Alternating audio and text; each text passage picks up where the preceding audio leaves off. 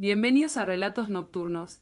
Estás por escuchar la tercera parte de 1984 de George Orwell. Winston ha sido capturado.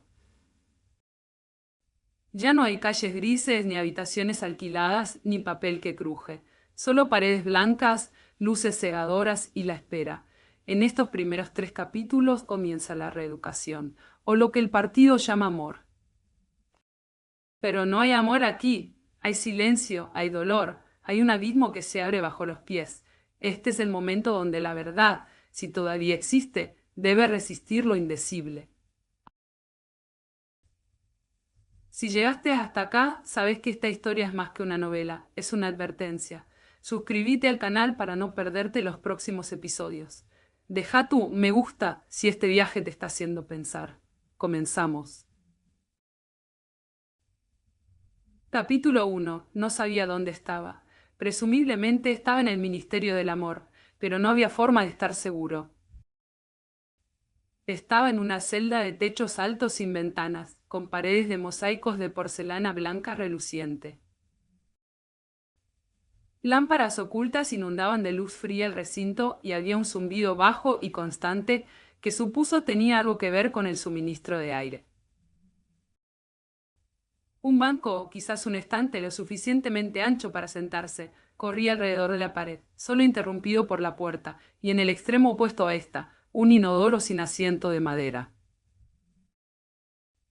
Había 4 telepantallas, una en cada pared. Tenía un dolor sordo en el estómago. Había estado allí desde que lo encerraron en la furgoneta y se lo llevaron.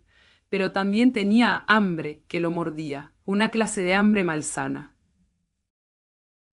Podía ser que habían pasado ya 24 horas que no comía, quizá 36. Todavía no sabía, probablemente nunca lo sabría, si había sido de día o de noche cuando lo arrestaron. Desde que lo arrestaron no le habían dado nada de comer. Se sentó tan quieto como pudo en el estrecho banco, con las manos cruzadas sobre las rodillas. Él ya había aprendido a quedarse quieto. Si se hacían movimientos inesperados, gritaban desde la telepantalla, pero el ansia de comida estaba creciendo en él. Lo que anhelaba sobre todo era un trozo de pan. Tenía la idea de que había algunas migas de pan en el bolsillo de su overol. Incluso era posible. Pensaba esto porque de vez en cuando algo le parecía hacerle cosquillas en la pierna, que podría haber sido un mendrugo considerable. Finalmente pudo más la tentación que el miedo. Deslizó una mano en su bolsillo. Smith, gritó una voz desde la telepantalla. 6079. Smith W.E. En las celdas, las manos fuera de los bolsillos, se quedó quieto de nuevo, con las manos cruzadas sobre la rodilla. Antes de llevarlo allí, lo habían dejado en otro lugar, que debe de haber sido una prisión ordinaria, o un encierro temporal utilizado por las patrullas. No sabía cuánto tiempo había estado allí, algunas horas en todo caso. Sin relojes y sin luz del día era difícil calcular la hora. Era un sitio ruidoso y maloliente. Lo habían metido en una celda similar a la que estaba ahora, pero asquerosamente sucia, y en todo momento abarrotado por 10 o 15 personas. La mayoría de ellos eran criminales comunes, pero había algunos presos políticos entre ellos. Se había sentado en silencio contra la pared, encajado entre cuerpos sucios, demasiado preocupado por el miedo y el dolor en su vientre para tomar mucho interés por su entorno. Pero había notado la asombrosa diferencia en el comportamiento de los prisioneros del partido y los demás. Los prisioneros del partido estaban siempre silenciosos y aterrorizados, pero los delincuentes corrientes no parecían preocuparse por nadie. Les gritaban insultos a los guardias, se defendían ferozmente cuando les sacaban sus pertenencias, escribían palabras obscenas en el suelo, comían alimentos de contrabando que sacaban de misteriosos escondites de entre sus ropas. E incluso le gritaban a la telepantalla cuando ésta trataba de restaurar el orden. Por otro lado, algunos de ellos parecían estar en buenos términos con los guardias. Los llamaban con apodos y trataban de que les pasaran cigarrillos a través de la mirilla de la puerta. Los guardias también trataban a los delincuentes comunes con cierta paciencia incluso cuando tenían que manejarlos con rudeza. Mucho se habló del trabajo forzado en los campamentos a los que la mayoría de los prisioneros esperaban ser enviados. Por lo visto se estaba bien en los campamentos. Dedujo siempre que tuvieras buenos contactos y conocieras las cosas. Había soborno, favoritismo y crimen organizado de todo tipo, también homosexualidad y prostitución. Incluso se fabricaba alcohol que destilaban de las papas. Los cargos de confianza se los daban solo a los delincuentes comunes, especialmente a los gángsteres y a los asesinos, que formaban una especie de aristocracia. Todos los trabajos sucios eran hechos por los presos políticos. Había un constante ir y venir de prisioneros de todo tipo, traficantes de drogas, ladrones, bandidos, gente del mercado negro, borrachos, prostitutas. Algunos de los borrachos estaban tan violentos que los otros prisioneros tuvieron que sujetarlos para reprimirlos. Una horrible mujer de unos 60 años, con grandes pechos caídos y espesos mechones de pelo blanco que le caían en la cara, fue llevada pateando y gritando por 4 guardias. Le arrancaron las botas con las que había estado tratando de patearlos y le arrojaron sobre el regazo de Winston, de manera tan violenta que éste sintió como si le hubieran roto los huesos de los muslos. La mujer se incorporó y lo siguió con un grito de «¡Malditos bastardos!». Luego, al darse cuenta de que estaba sentada sobre algo irregular, se deslizó sobre Winston hasta quedar sobre el banco. «Perdón, querido», le dijo. «No quise sentarme encima de ti, es que estos cabrones me empujaron. No pueden tratar a una dama así, ¿verdad?». Hizo una pausa, se palmeó el pecho y eructó. «Perdón», dijo. «Yo ya no soy quien era antes. Se inclinó hacia adelante y vomitó copiosamente en el suelo. «Ya estoy mejor», dijo, echándose hacia atrás con los ojos cerrados. «Siempre digo que es mejor sacarlo fuera mientras está fresco en tu estómago». Reanimada, se dio vuelta para mirarlo a Winston y pareció inmediatamente tomarle cariño. Le puso su gran brazo alrededor de su hombro y lo atrajo hacia ella, exhalándole en la cara un vaho de cerveza y vómito. «¿Cómo te llamas, querido?», dijo. «Smith», dijo Winston. «¿Smith?», dijo la mujer. «Es gracioso. Mi nombre también es Smith. Es que», agregó sentimentalmente, «podría ser tu madre, podría ser mi madre», pensó Winston. Tenía aproximadamente la misma edad y el mismo físico, y era también probable que la gente cambiara algo después de pasar 20 años en un campo de trabajos forzados. Nadie más le había hablado. Era sorprendente cómo los delincuentes comunes ignoraban a los prisioneros del partido.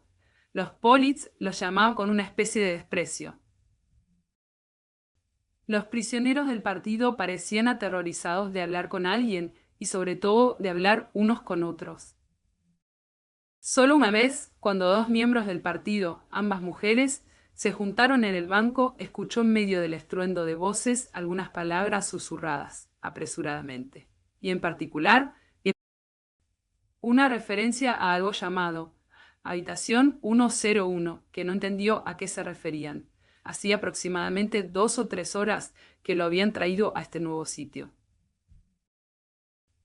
El dolor sordo en su vientre no se le pasaba. A veces mejoraba, lo que hacía que sus pensamientos fueran menos pesimistas. Y cuando empeoraba, solo pensaba en el dolor mismo y en su deseo de comer. Cuando mejoró, el pánico se apoderó de él. Había momentos en que imaginaba de manera tan real las cosas que le iban a pasar que su corazón galopaba y su respiración se detenía. Sintió los golpes de las cachiporras en sus codos y las patadas de las botas en las piernas. Se vio arrastrándose por el suelo, gritando por misericordia a través de los dientes rotos. Apenas pensaba en Julia. No podía concentrar su mente en ella. La amaba y no la traicionaría. Pero eso era solo un hecho, conocido como conocía las reglas de la aritmética. No sentía amor por ella y ni siquiera se preguntaba qué le estaría pasando a ella. Pensaba con más frecuencia en O'Brien, con cierta esperanza. O'Brien podría saber que lo habían arrestado. La hermandad, había dicho, nunca intentaba salvar a sus miembros. Pero estaba la hoja de afeitar. Quizá le enviaría una hoja de afeitar. Tal vez pasarían 5 segundos antes de que los guardias pudieran precipitarse hacia la celda.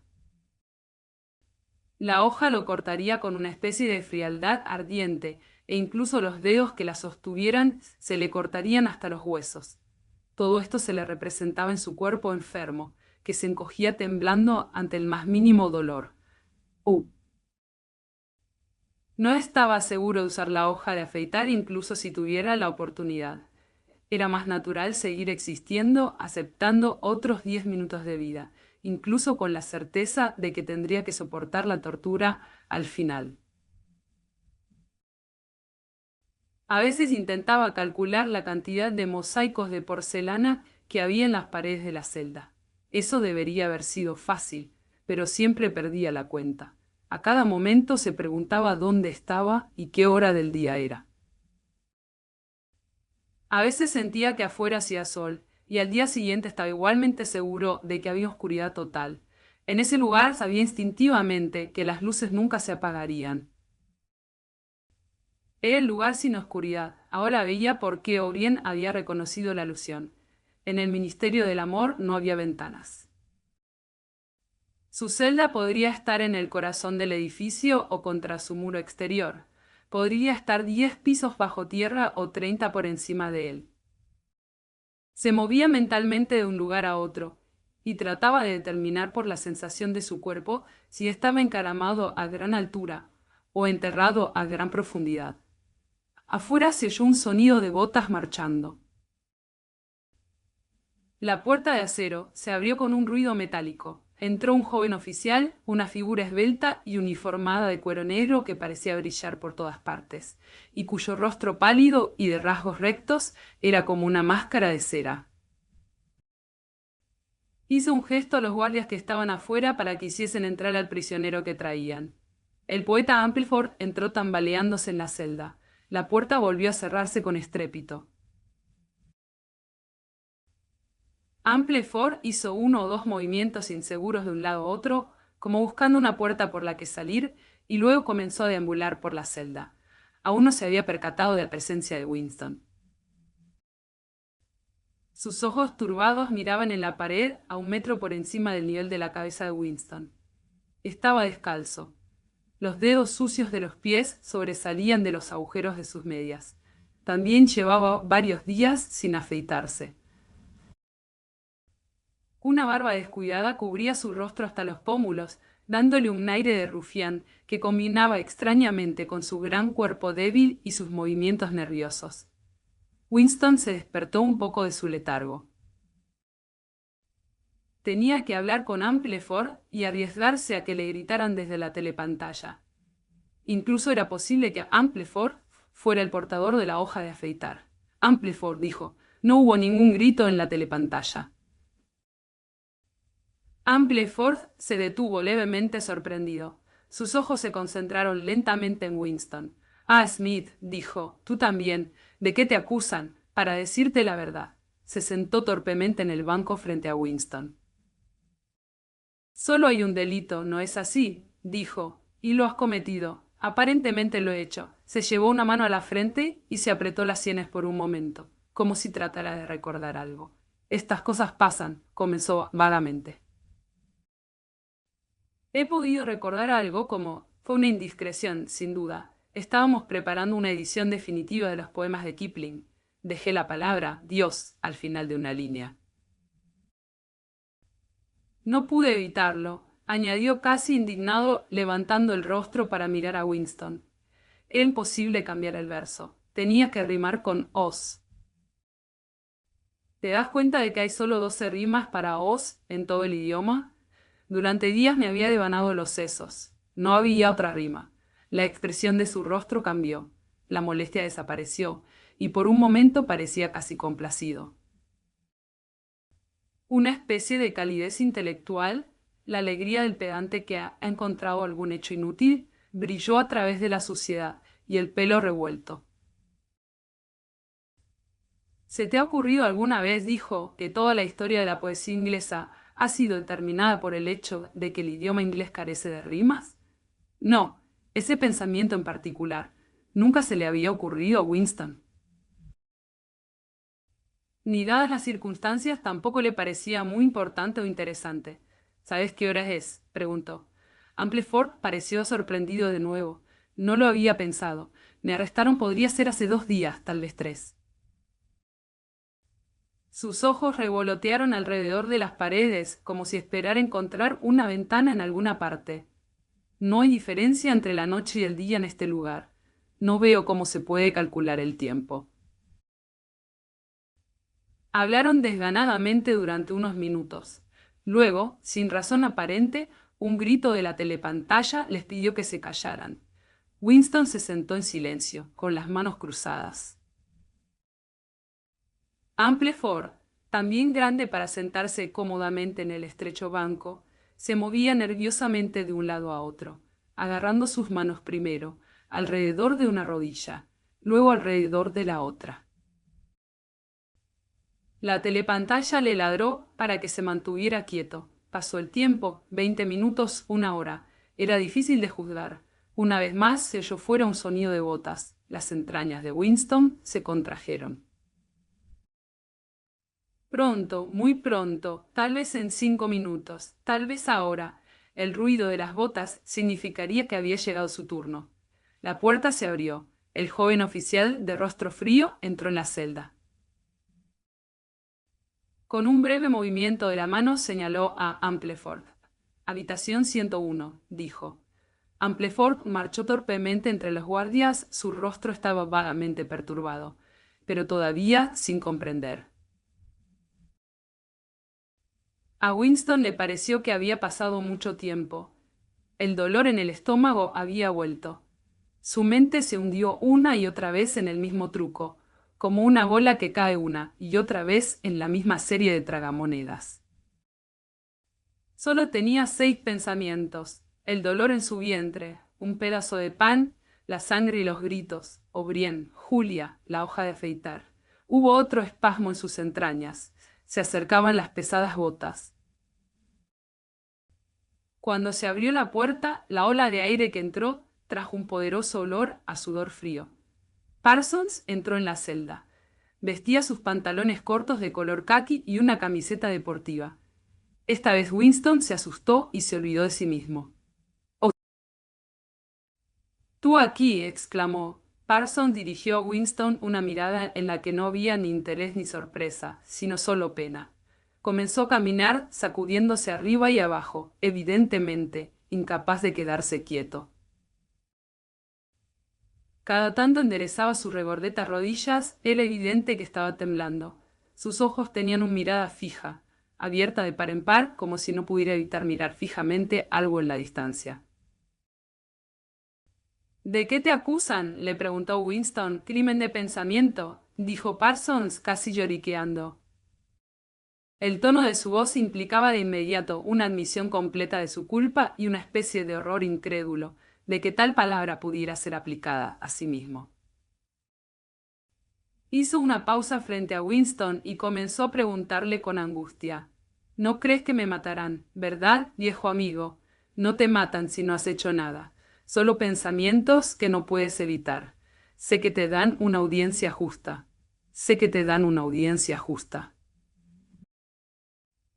«Oh, confío en ellos para eso. Sabrán mi historial, ¿no es así? Saben qué tipo de persona soy. No soy un mal tipo, no soy inteligente, por supuesto, pero sí soy muy entusiasta. Traté de hacer todo lo posible por el partido, ¿no es así? Me darán 5 años, ¿no crees? O incluso 10 años. Un tipo como yo podría resultar bastante útil en un campo de trabajo». «¿No me matarán por descarriarme solo una vez? ¿Eres culpable?», preguntó Winston.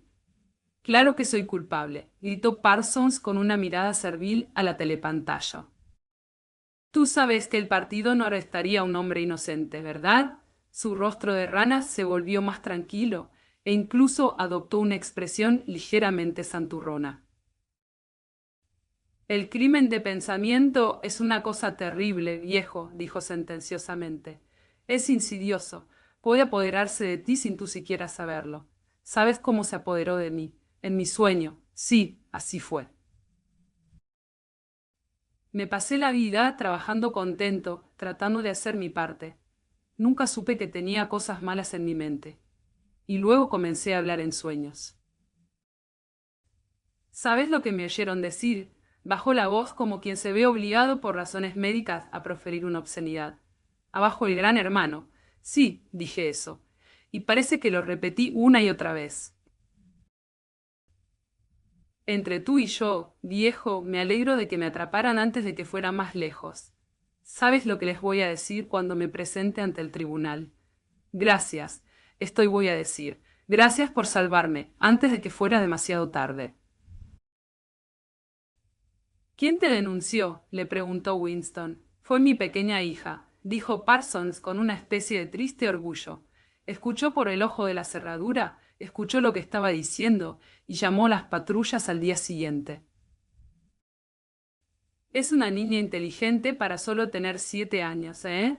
No le guardo ningún rencor por eso. De hecho, estoy orgulloso de ella. De todos modos, demuestra que la eduqué con el espíritu adecuado. Hizo algunos movimientos bruscos caminando por la celda varias veces, con un deseo contenido mirando el inodoro. Luego, de repente, se bajó los pantalones cortos.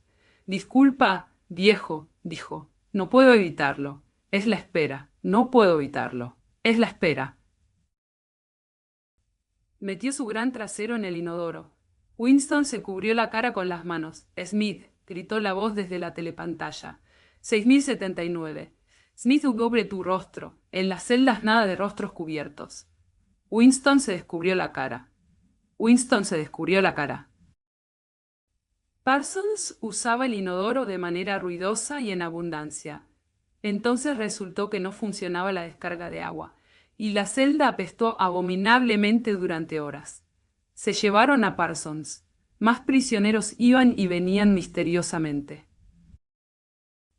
Una mujer fue enviada a la habitación 101, y Winston notó que parecía marchitarse y cambiar de color cuando escuchó las palabras. Llegó un momento en que si hubiera sido por la mañana cuando fue traído aquí, ya sería por la tarde. O si hubiera sido por la tarde, entonces sería medianoche. Había 6 presos en la celda, hombres y mujeres. Todos estaban muy quietos. Frente a Winston estaba sentado un hombre con una cara dentuda y sin mentón, exactamente como la de algunos roedores grandes e inofensivos. Sus mejillas gordas y moteadas estaban tan abultadas en la parte inferior que era difícil no creer que tenía pequeñas reservas de comida escondidas allí. Los ojos de color gris pálido revoloteaban tímidamente de cara a cara, y desviaba la mirada rápidamente cuando se tropezaba con la mirada de cualquiera. Se abrió la puerta y entró otro preso cuya aparición le provocó un escalofrío momentáneo a Winston.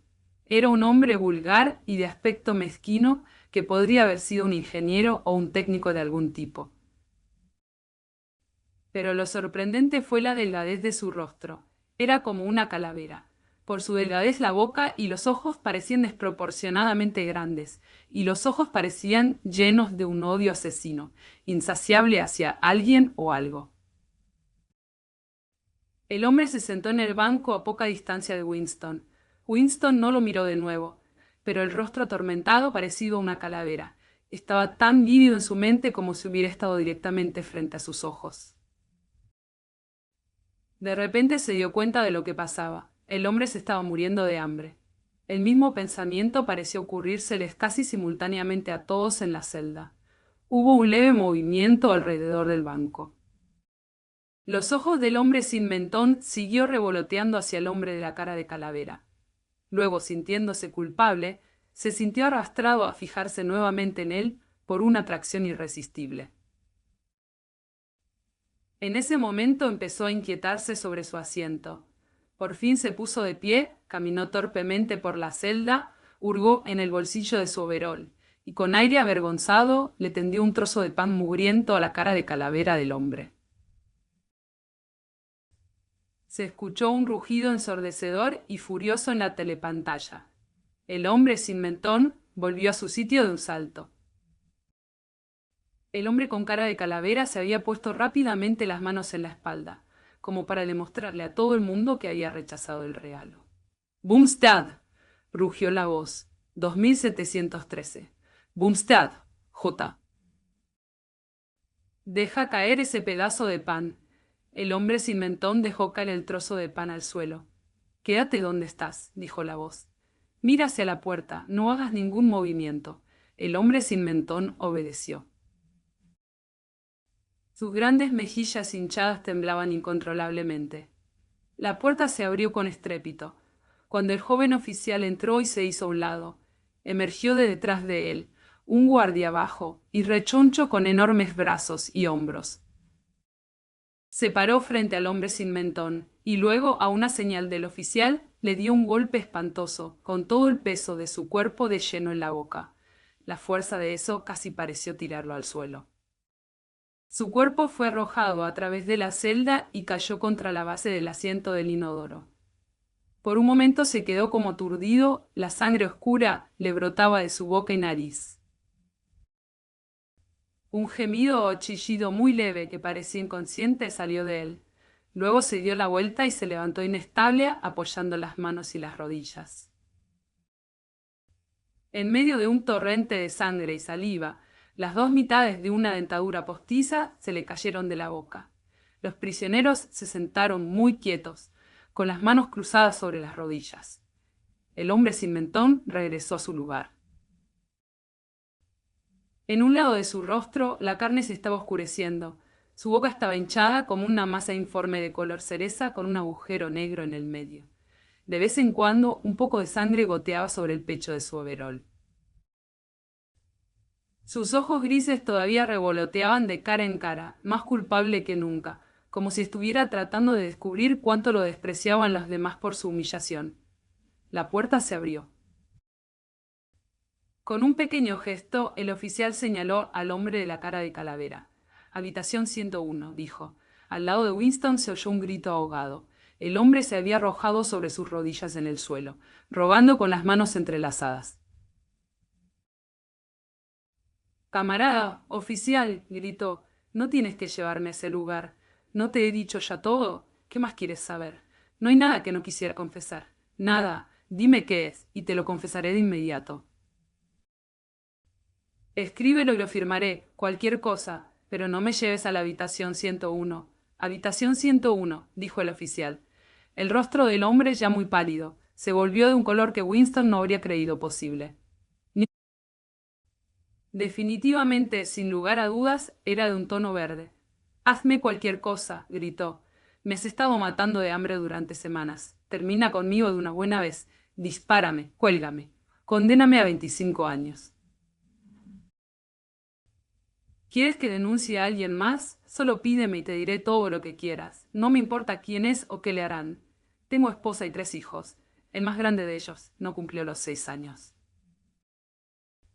Puedes tomarlos a todos y cortarles el cuello frente a mis ojos, y me quedaré quieto y miraré. Pero no me lleven a la habitación 101. «Habitación 101», dijo el oficial. El hombre miró frenéticamente a los demás prisioneros, como si tuviera alguna idea de que podría poner a otra víctima en su propio lugar. Sus ojos se posaron en el rostro destrozado del hombre sin mentón. Extendió un brazo delgado. «Ese es el que deberías llevarte, no yo», gritó. «¿No escuchaste lo que él estaba diciendo después de que le golpearon la cara? Dame una oportunidad y te contaré cada palabra. Él es el que está en contra del partido, yo no». Los guardias dieron un paso al frente. La voz del hombre se convirtió en un grito. «No lo escuchaste», repitió. «La telepantalla no funciona bien. Él es el que quieres». «Llévatelo a él, no a mí». Los 2 robustos guardias se habían agachado para tomarlo por los brazos, pero justo en ese momento se arrojó al suelo de la celda y se agarró de una de las patas de hierro que sostenían el banco. Había emitido un aullido sin palabras como un animal. Los guardias forcejearon para soltarlo del banco, pero se aferraba con una fuerza asombrosa. Estuvieron así quizá por 20 segundos. Los prisioneros se sentaron en silencio, con las manos cruzadas sobre sus rodillas, mirando directamente frente a ellos. El aullido cesó. Al hombre no le quedaba más aliento que para sujetarse. Luego se oyó un tipo diferente de llanto. Una patada de la bota del guardia le había roto los dedos de una de sus manos. Lo levantaron y lo llevaron a la rastra. Habitación 101, dijo el oficial. Lo sacaron, caminando inestable con la cabeza hundida entre sus hombros, sujetando su mano aplastada, ya sin ánimo de seguir peleando. Pasó mucho tiempo. Si hubiera sido medianoche cuando se llevaron al hombre de la cara de calavera, era de mañana. Si había sido de mañana, era de tarde. Winston estaba solo y había estado solo durante horas.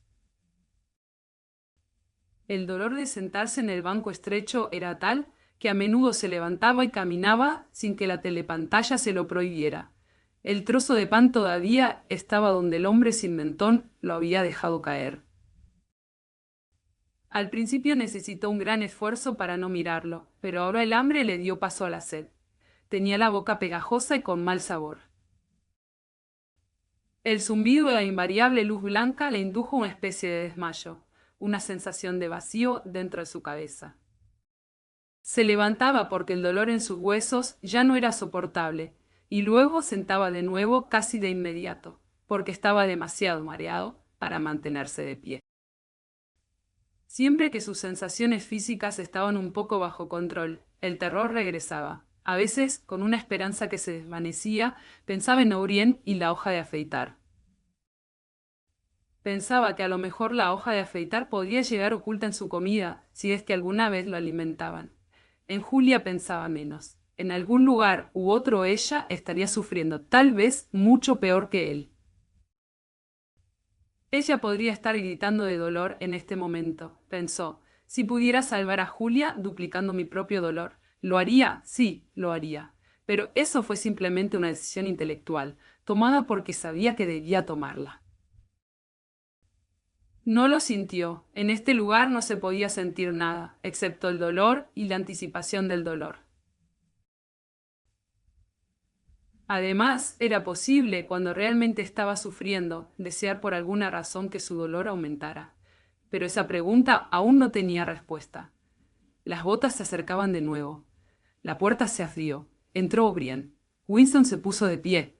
Entró O'Brien. Winston se puso de pie. La conmoción de verlo le había quitado toda cautela. Por primera vez en muchos años olvidó la presencia de la telepantalla. «También te atraparon a ti», gritó. «Me atraparon hace mucho tiempo», dijo O'Brien con una ironía leve, casi arrepentida. Él se hizo a un lado. Detrás de él emergió un guardia de pecho ancho con una larga cachiporra negra en la mano. «Lo sabías, Winston», dijo O'Brien. «No te engañes a ti mismo. Lo sabías, tú siempre lo has sabido». Sí, ahora comprendía, siempre lo había sabido, pero no había tiempo para pensar en eso. Solo tenía ojos para la cachiporra en la mano del guardia. El golpe podía caer en cualquier parte, en la coronilla, en la punta de la oreja, en la parte superior del brazo, en el codo. Fue en el codo. Se había desplomado de rodillas, casi paralizado, agarrándose el codo herido con su otra mano. Todo se había convertido en una luz amarilla. Es inconcebible que un solo golpe pueda causar tanto dolor. La luz se aclaró y pudo ver a los otros dos, mirándolo. El guardia se reía de sus contorsiones. Por lo menos la pregunta en cualquier caso fue respondida. Nunca, por ninguna razón en la tierra, podría desear un aumento de dolor. Del dolor solo puedes desear una cosa, que se detenga. Nada en el mundo es tan malo como el dolor físico. Ante el dolor no hay héroes, no hay héroes. Pensó una y otra vez mientras se retorcía en el suelo, agarrándose inútilmente a su inutilizado brazo izquierdo. Capítulo 2. Winston estaba acostado en algo que se sentía como una cama plegable, excepto que estaba más arriba del suelo y que estaba fijo de alguna manera para que no pudiera moverse. Sobre su rostro caía una luz más fuerte que la normal. O'Brien estaba de pie a su lado, mirándolo intensamente. Al otro lado de él había un hombre con una bata blanca, sosteniendo una jeringa hipodérmica. Incluso después de que sus ojos estaban abiertos hacía un rato, observó su entorno gradualmente. Tenía la impresión de nadar en esta habitación como si fuera un mundo muy diferente, una especie de mundo submarino. No sabía cuánto tiempo había estado allí. Desde el momento en que lo arrestaron no había visto ni oscuridad, ni la luz del día. Además, sus recuerdos no eran continuos. Hubo momentos en que la conciencia, incluso la especie de conciencia que uno tiene en el sueño, se detuvo en seco y comenzó de nuevo después de un intervalo en blanco. Pero si los intervalos eran de días o semanas, o solo de segundos, no había forma de saberlo. Con ese primer golpe en el codo había comenzado la pesadilla. Más tarde se daría cuenta de que todo lo que sucedió entonces fue meramente preliminar, un interrogatorio de rutina al que casi todos los prisioneros eran sometidos. Hubo una amplia gama de crímenes, espionaje, sabotaje y algo parecido, a lo que todo el mundo tenía que confesar como algo natural. La confesión era una formalidad, aunque la tortura era real. ¿Cuántas veces había sido golpeado? ¿Cuánto tiempo las palizas habían continuado? No podía recordarlo. Siempre lo rodeaban, 5 o 6 hombres con uniformes negros simultáneamente. A veces usaban los puños, a veces las cachiporras, a veces varillas de acero, a veces botas. Hubo momentos en que rodó por el suelo, tan desvergonzado como un animal, retorciendo su cuerpo de un lado a otro en un esfuerzo interminable y desesperado por esquivar las patadas, y simplemente invitando a más y más patadas. En las costillas, en el vientre, en los codos, en el empeine, en la ingle, en los testículos, en el hueso, en la base de su columna vertebral. Hubo momentos en que no le parecía imperdonable que los guardias continuaran golpeándolo, sino que él no podía forzarse a sí mismo a perder el conocimiento. Hubo momentos en que los nervios lo abandonaron tanto que comenzó a gritar, pidiendo clemencia, incluso antes de que comenzaran los golpes. Cuando la sola visión de un puño echado hacia atrás para propinar un golpe era suficiente para que confesara delitos reales e imaginarios. Hubo otras ocasiones en las que decidía no confesar nada, y tenían que sacarle cada palabra entre jadeos de dolor. Y hubo momentos en que trató débilmente de comprometerse, cuando se decía a sí mismo: lo confesaré, pero todavía no. Debo aguantar hasta que el dolor se vuelva insoportable. 3 patadas más, 2 patadas más, y luego les diré lo que quieren.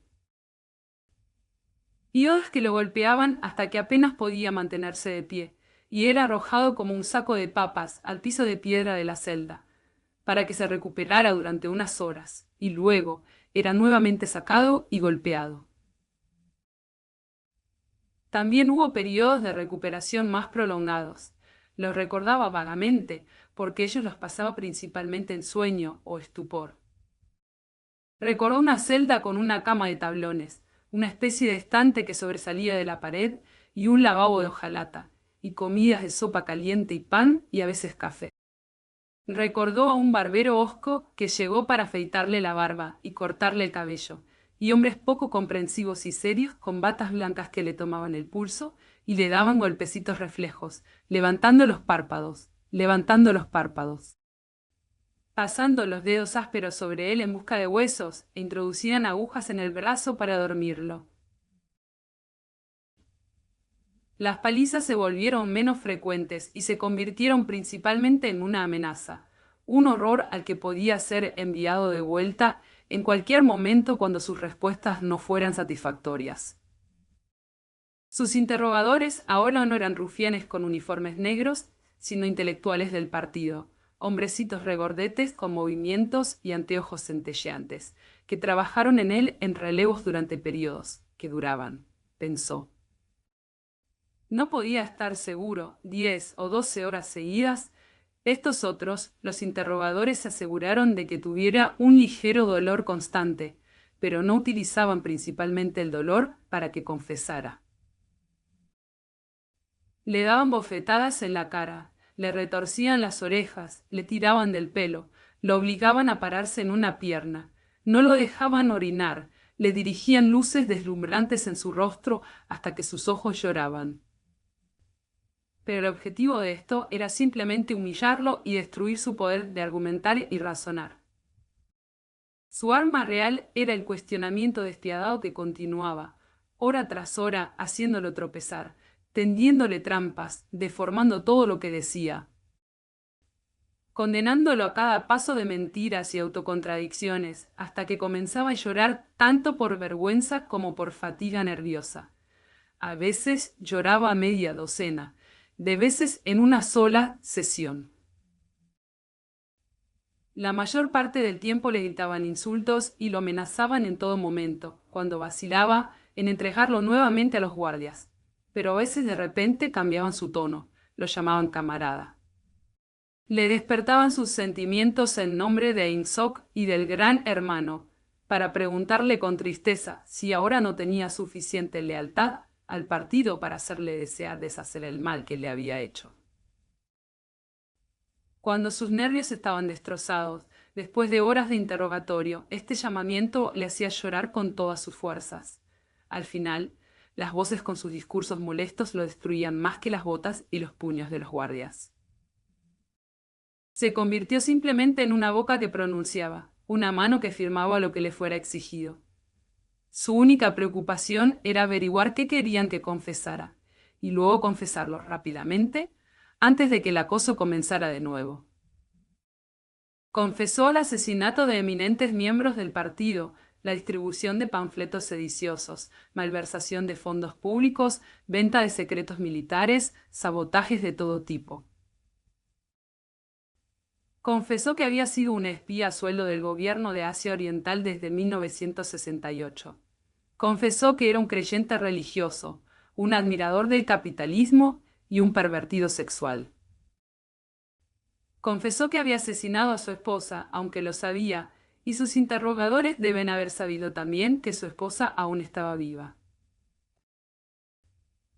Confesó que durante años había estado en contacto personal con Goldstein y había sido miembro de una organización clandestina que había incluido a casi todos los seres humanos que había conocido.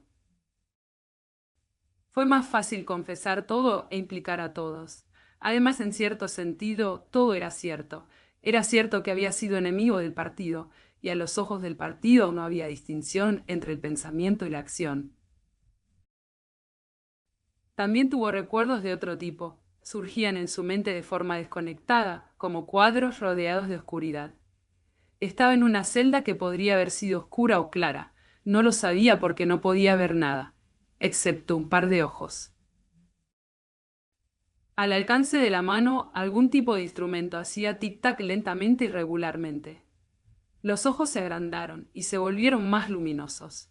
De repente Winston salió flotando de su asiento, se zambulló en los ojos y fue tragado. Estaba atado a una silla rodeada de diales, bajo luces deslumbrantes. Un hombre vestido de blanco estaba leyendo los diales. Afuera se oía un ruido de botas pesadas. La puerta se abrió de golpe. El oficial de rostro encerado entró seguido por dos guardias. Habitación 101, dijo el oficial. El hombre de la bata blanca no se volvió. Tampoco miró a Winston. Solo miraba los diales. Winston estaba rodando por un poderoso corredor, de 1 kilómetro de ancho, lleno de una gloriosa luz dorada, rugiendo de risa y gritando confesiones a todo pulmón.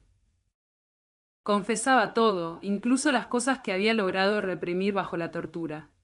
Estaba contando toda la historia de su vida a una audiencia que ya la conocía.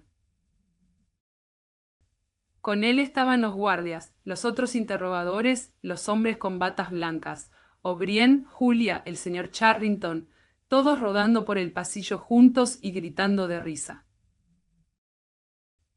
Alguna cosa espantosa que había permanecido incrustada en el futuro de alguna manera se había soltado. Y no había sucedido. Todo estaba bien. No hubo más dolor. El último detalle de su vida fue descubierto, comprendido, perdonado. Se estaba levantando de la cama de tablones con la certeza a medias de haber escuchado las palabras de O'Brien. Durante todo el interrogatorio, aunque nunca lo había visto, había tenido la sensación de que O'Brien estaba a su lado, fuera de su vista. Era O'Brien quien dirigía todo. Fue él quien puso a los guardias en contra de Winston y quien les impidió matarlo. Fue él quien decidió cuándo debería gritar Winston de dolor, cuándo debía tener un respiro, cuándo debía ser alimentado, cuándo debía dormir, cuándo las drogas debían aplicarlas en su brazo. Fue él quien hizo las preguntas y sugirió las respuestas. Él era el torturador, era el protector, era el inquisidor, era el amigo. Y una vez Winston no pudo recordar si estaba dormido por las drogas o en un sueño normal o incluso en un momento de vigilia, que escuchó una voz que le murmuró al oído: «No preocupes, Winston, estás bajo mi custodia. Durante 7 años te he cuidado. Ahora ha llegado el punto de inflexión. Te salvaré, te haré perfecto». No estaba seguro de si era la voz de O'Brien, pero era la misma voz que le había dicho: «Nos encontraremos en el lugar donde no hay oscuridad», en ese otro sueño. Hacía 7 años. No recordaba ningún final de su interrogatorio. Hubo un periodo de negrura y luego la celda o habitación, en la que ahora se encontraba, se había materializado gradualmente a su alrededor. Estaba casi acostado de espaldas e incapaz de moverse. Su cuerpo estaba sujetado en cada punto esencial. Incluso la parte de atrás de su cabeza estaba agarrada de alguna manera. O'Brien lo miraba con gravedad y bastante tristeza. Su rostro, visto desde abajo, parecía tosco y gastado, con bolsas debajo de los ojos y arrugas cansadas desde la nariz hasta la barbilla. Él era mayor de lo que Winston había pensado. Quizá tenía 48 o 50 años. Apoyaba la mano en una palanca que hacía mover en la parte superior la aguja del dial, en la que se veían unos números. «Te dije», dijo O'Brien, «que si nos volviéramos a encontrar, sería aquí». «Sí», dijo Winston. Sin ninguna advertencia, excepto un leve movimiento de la mano de O'Brien, una ola de dolor inundó su cuerpo. Fue un dolor espantoso, porque no pudo ver lo que estaba sucediendo, y tuvo la sensación de que se le estaba haciendo una herida mortal. No sabía si realmente estaba sucediendo o si el efecto era eléctricamente producido, pero su cuerpo estaba siendo deformado. Las articulaciones estaban siendo destrozadas. Aunque el dolor lo había hecho sudar, lo peor de todo era el miedo de que su columna vertebral estuviera a punto de romperse. Apretó los dientes y respiró fuerte por la nariz, tratando de guardar silencio el mayor tiempo posible. «Tienes miedo», dijo O'Brien mirándole a la cara, «de que de un momento a otro algo se te rompa. Tu mayor miedo es que se te rompa la columna vertebral. Tienes una vívida imagen mental de las vértebras partiéndose y el líquido cefalorraquídeo goteando de ellas. Eso es lo que estás pensando. ¿No es así, Winston?» Winston no respondió. O'Brien echó hacia atrás la palanca del dial. La ola de dolor retrocedió casi tan rápido como había llegado. «Eran 40», dijo O'Brien. «Puedes ver que los números en este dial llegan hasta 100. Recuerda que a lo largo de nuestra conversación tengo el poder para infligirte dolor en cualquier momento y en el grado que yo elija. Si tú me dices cualquier mentira o intentas engañarme de alguna manera, o incluso te dejas caer por debajo de tu nivel habitual de inteligencia, gritarás de dolor, instantáneamente. ¿Entiendes eso? Sí», dijo Winston. Los modales de O'Brien se volvieron menos severos. Volvió a colocarse los lentes pensativo y caminó unos pasos por la habitación. Cuando habló, su voz era suave y paciente. Tenía el aire de un médico, un maestro, incluso un sacerdote, ansioso por explicar y persuadir más que por castigar. «Me estoy tomando muchas molestias contigo, Winston», dijo, «porque mereces la pena». Tú sabes perfectamente bien qué te pasa. Lo has sabido durante años, aunque has luchado contra el conocimiento. Estás mentalmente trastornado. Sufres de una memoria defectuosa. No puedes recordar eventos reales y te persuades a ti mismo en recordar otros eventos que nunca sucedieron. Afortunadamente es curable. Tú nunca te has curado, porque no lo has querido. No has hecho el menor esfuerzo para hacerlo. Incluso ahora soy consciente de que te aferras a tu enfermedad, con la impresión de que es una virtud. Ahora te daré un ejemplo. En este momento, ¿con qué potencia está en guerra Oceanía? Cuando me arrestaron, Oceanía estaba en guerra con Asia Oriental. Con Asia Oriental, muy bien.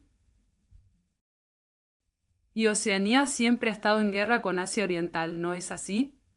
Winston respiró hondo. Abrió la boca para hablar y luego no habló. No podía apartar los ojos del dial. La verdad, por favor, Winston, tu verdad. Dime lo que crees que recuerdas. Recuerdo que hasta una semana antes de que me arrestaran, no estábamos en guerra con Asia Oriental en absoluto. Éramos aliados con ellos. La guerra era contra Eurasia. La guerra duró 4 años.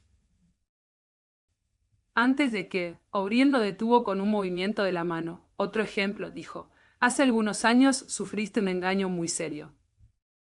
Creíste que 3 hombres, 3 exmiembros del partido llamados Jones, Aronson y Rutherford, hombres que fueron ejecutados por traición y sabotaje después de haber confesado.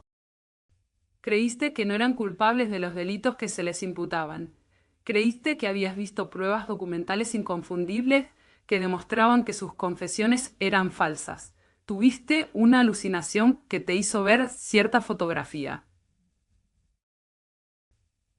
Tú creías que realmente la habías tenido en tus manos.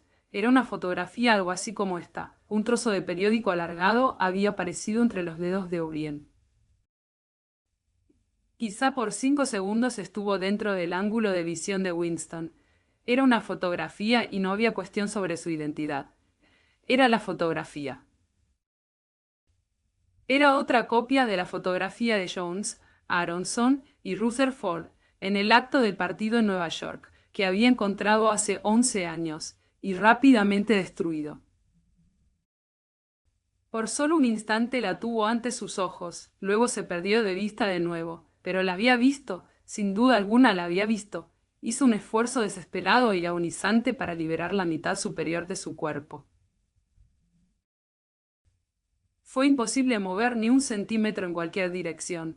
Por el momento se había olvidado incluso del dial. Todo lo que quería era volver a sujetar la fotografía entre los dedos o al menos verla más tiempo. Existe, gritó. Gritó. No, dijo O'Brien, cruzó la habitación.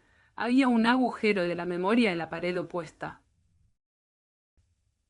O'Brien levantó la rejilla. El frágil trozo de papel se alejó girando sobre la corriente de aire caliente. Se estaba desvaneciendo en un destello de llamas.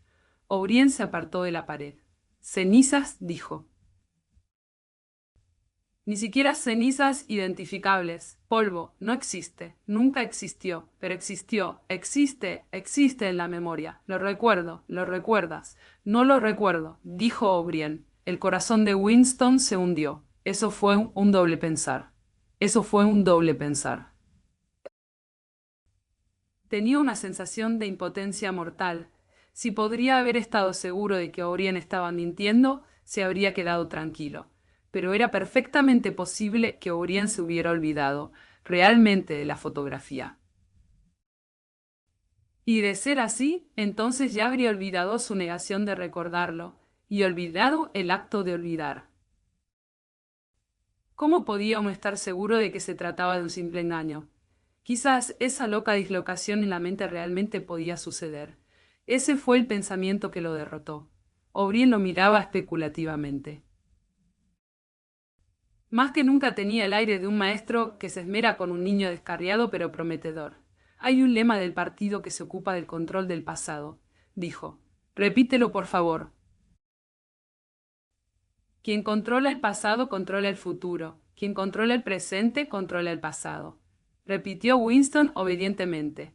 Quien controla el presente controla el pasado. dijo O'Brien asintiendo con la cabeza con lentitud. Es tu opinión, Winston, que el pasado existe verdaderamente. Una vez más, el sentimiento de impotencia se apoderó de Winston. Sus ojos revolotearon hacia el marcador. No solo no sabía si sí o no era la respuesta que lo salvaría del dolor. Ni siquiera sabía qué respuesta creía que era la verdadera. O'Brien sonrió levemente. No eres un metafísico, Winston, dijo. Hasta este momento nunca habías considerado lo que se entiende por existencia. Lo diré con más precisión. ¿Existe el pasado concretamente en el espacio? ¿Hay algún lugar u otro lugar? ¿Un mundo de sólidos objetos donde el pasado todavía está sucediendo? No. Entonces, ¿dónde existe el pasado, si es que existe? ¿En los registros? ¿En los registros? Está escrito en los registros y en la mente, en la memoria humana. En la memoria, muy bien. Nosotros, el partido, controlamos todos los registros y controlamos todos los recuerdos. Entonces, controlamos el pasado, ¿no es así? Pero ¿cómo puedes evitar que la gente recuerde cosas? Gritó Winston de nuevo momentáneamente, olvidando el dial. Es involuntario, está fuera de uno mismo. ¿Cómo puedes controlar la memoria? No has controlado la mía. Los modales de O'Brien se volvieron severos de nuevo. Apoyó la mano en el dial. Al contrario, dijo, eres tú el que no la ha controlado. Eso es lo que te ha traído aquí. Estás aquí porque te faltó humildad y autodisciplina. No quisiste hacer el acto de sumisión, que es el precio de la cordura. Preferiste ser un loco, una minoría de uno. Solo la mente disciplinada puede ver la realidad. Winston. Tú crees que la realidad es algo objetivo, externo, que existe por derecho propio. También crees que la naturaleza de la realidad es evidente por sí misma. Cuando te engañas pensando que ves algo, asumes que todos los demás ven lo mismo que tú. Pero te digo, Winston, esa realidad no es externa. La realidad existe en la mente humana y en ningún otro lugar. No la mente individual, que puede cometer errores y en cualquier caso perece pronto. Solo la mente del partido, que es colectiva e inmortal, puede captar la realidad. Lo que sea que el partido cree que es la verdad, es la verdad. Es imposible ver la realidad excepto mirando a través de los ojos del partido. Ese es el hecho que tienes que volver a aprender, Winston. Para ello se necesita un acto de autodestrucción, un esfuerzo de la voluntad. Debes humillarte antes de poder volverte cuerdo. Hizo una pausa por unos momentos, como para permitir que se asimilara lo que había estado diciendo. ¿Te acuerdas? Continuó.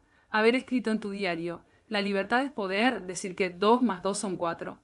Sí, dijo Winston.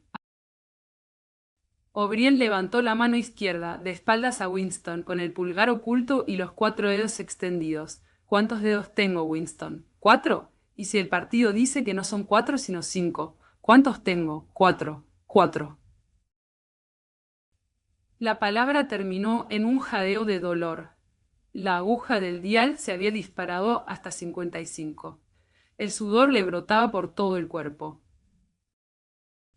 El aire rasgó sus pulmones y emitió de nuevo profundos gemidos que ni siquiera apretando los dientes podía detener.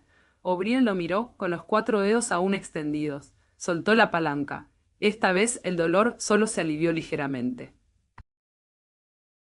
¿Cuántos dedos, Winston? 4. La aguja subió a 60. ¿Cuántos dedos, Winston? 4. 4. ¿Qué más puedo decir? 4. La aguja debía haber vuelto a subir. Pero Winston no la miró. El rostro pesado y severo y los 4 dedos llenaron su visión. Los dedos se erguían ante sus ojos como columnas enormes, borrosas y que parecían vibrar, pero inconfundiblemente seguían siendo 4. ¿Cuántos dedos, Winston? 4. Detente, detente. ¿Cómo puedes continuar? 4, 4. ¿Cuántos dedos, Winston? 5, 5, 5, 5, 5, 5, vale. Estás mintiendo. Sigues pensando que hay 4. Estás mintiendo. Sigues pensando que hay 4. ¿Cuántos dedos, por favor? 4, 5, 4. Lo que quieras. Solo deténlo, detén el dolor. De repente se sentó con el brazo de O'Brien alrededor de sus hombros. Quizás había perdido conciencia durante unos segundos. Se aflojaron las ataduras que sujetaban su cuerpo. Sentía mucho frío, temblaba incontrolablemente, le castañeteaban los dientes, las lágrimas rodaban por sus mejillas. Por un momento se aferró a O'Brien como un bebé, curiosamente consolado por el pesado brazo que le rodeaba los hombros. Tenía la sensación de que O'Brien era su protector, que el dolor era algo que venía de afuera, de alguna otra fuente, y que era O'Brien quien lo salvaría. «Eres un aprendiz lento, Winston», dijo O'Brien con suavidad. «¿Cómo puedo evitarlo?», lloriqueó. «¿Cómo puedo negarme a ver lo que está frente a mis ojos? 2 y 2 son 4. A veces, Winston. A veces son 5. A veces son 3. Algunas veces son todos a la vez. Debes esforzarte más. Debes esforzarte más». No es fácil volverse cuerdo. Volvió a acostar a Winston en la cama. Las ligaduras atadas a sus miembros lo apretaron de nuevo, pero el dolor había menguado, y el temblor había cesado, dejándolo simplemente débil y frío. O'Brien le hizo un gesto con la cabeza al hombre de la bata blanca, que había permanecido inmóvil durante los procedimientos. Este se inclinó y miró de cerca a Winston a los ojos. Tomó su pulso, puso una oreja contra su pecho, le daba pequeños golpes aquí y allá. Luego asintió con la cabeza a O'Brien. «Otra vez», dijo O'Brien. «Otra vez», dijo. El dolor fluyó por el cuerpo de Winston. La aguja debía marcar 70 o 75. Él había cerrado los ojos esta vez. Sabía que los dedos todavía estaban allí y que seguían siendo 4. Lo único que importaba era, de alguna manera, mantenerse con vida hasta que el espasmo terminara. Ya no sabía si estaba llorando o no. El dolor disminuyó de nuevo. Abrió los ojos. O'Brien había bajado la palanca. «¿Cuántos dedos, Winston?» «4. Supongo que son 4. Vería 5 si pudiera. Estoy tratando de ver 5. ¿Qué deseas? ¿Persuadirme de que ves 5 o realmente verlos?» «Realmente quiero verlos», dijo O'Brien. Quizá la aguja marcaba 80 o 90. Winston solo de manera intermitentemente podía recordar por qué sentía dolor. Detrás de sus párpados cerrados, un bosque de dedos parecía estar moviéndose en una especie de danza, entrando y saliendo, desapareciendo uno detrás del otro y reapareciendo de nuevo. Estaba tratando de contarlos. No recordaba por qué. Él sabía solo que era imposible contarlos, y que esto de alguna manera se debía a la identidad misteriosa entre 5 y 4. El dolor se calmó de nuevo. Cuando abrió sus ojos, se dio cuenta de que seguía viendo lo mismo. Innumerables dedos, como árboles en movimiento, seguían pasando en cualquier dirección, cruzando y volviendo a cruzar. Cerró los ojos de nuevo. «¿Cuántos dedos tengo, Winston?» «No lo sé. Me matarás si vuelves a hacer eso. Me matarás si vuelves a hacer eso». «¿4, 5, 6, con honestidad? No lo sé». «Mejor», dijo O'Brien. Una aguja se deslizó por el brazo de Winston. Casi en el mismo instante, un calor dichoso y sanador se esparció por todo su cuerpo. Casi no recordaba el dolor. Abrió los ojos y miró agradecido a O'Brien. A la vista del rostro pesado y arrugado, tan feo y tan inteligente, su corazón pareció dar un vuelco. Si pudiera haberse movido, le habría extendido una mano sobre el brazo de O'Brien. Nunca lo había amado tan profundamente como en este momento, y no simplemente porque había detenido el dolor. El viejo sentimiento, que en el fondo no importaba si O'Brien era un amigo o un enemigo, había regresado. O'Brien era una persona con la que se podía hablar. Quizás uno no quería ser amado tanto como para ser entendido. O'Brien lo había torturado hasta el borde de la locura y en poco tiempo, era seguro, lo enviaría a la muerte. No hizo ninguna diferencia, en cierto sentido, que iba más allá de la amistad, eran íntimos. De uno u otro modo, aunque las palabras reales tal vez nunca se pronunciaran, había un lugar donde podían reunirse y hablar. O'Brien lo miraba con una expresión que sugería que el mismo pensamiento podría estar en su propia mente. Cuando le habló, Lo hizo en un tono de conversación corriente. ¿Sabes dónde estás, Winston?, preguntó. No lo sé. Puedo adivinar. Puedo adivinar. En el Ministerio del Amor. ¿Sabes cuánto tiempo llevas aquí? No lo sé.